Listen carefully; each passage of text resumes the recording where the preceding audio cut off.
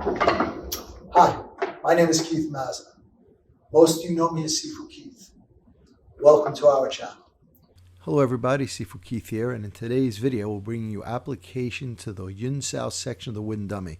This is a common question that's being brought to us, but before we do that, I need you all to click the buttons to like and subscribe, and also hit the bell to be kept up with our latest videos. This is also a great way to help support our site.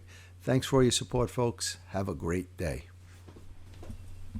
Okay, so this is in response to a question that we received at the end of all the wooden dummy sets, after the Gan Sao, Huen Sao, and the Pak Sao. So on the wooden dummy at times, this represents an arm, this represents an arm, and a different arm. So two arms, all right? So they all vary, but here, when you do this is a Huen Sao.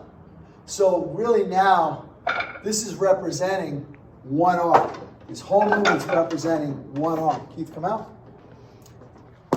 So we'll start with a round punch. Round punch comes in. Here's the Gan Sao from the dummy. All I'm doing here is clearing, checking, and striking. And that's the predominant way it's done for dealing with high. So another aspect of this is it's not always a high punch. Sometimes in combat and things that move quickly, it can also be a low punch. So if I step out after a technique and I do this Gan, I can be blocking the technique from here.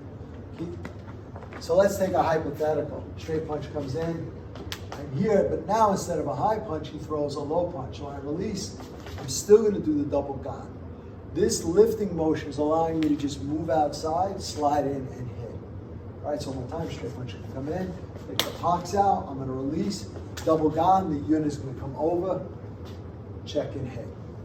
You can also change this variable in another direction. In the form, even though the Huen Sao Pak Sao comes in, straight punch comes in, Pak Sao punch, little round comes in here for the double Gan. You can also, again, just Gan over the top, check and come in. So once again, sometimes this and this is an arm, sometimes this and this is an arm, but in the case of the Huen Sao, all three represent one arm. And don't forget to hit the like, subscribe, and share buttons. And when you hit the subscribe button, please hit the bell notification to all so we can let you know as soon as we put out a new video. And we want you to know that we're here for you. So leave your comments below. We're going to get back to each and every one of you to make sure your questions get answered. And once again, thank you. We look forward to being your all things Wing Chun and more for many years to come.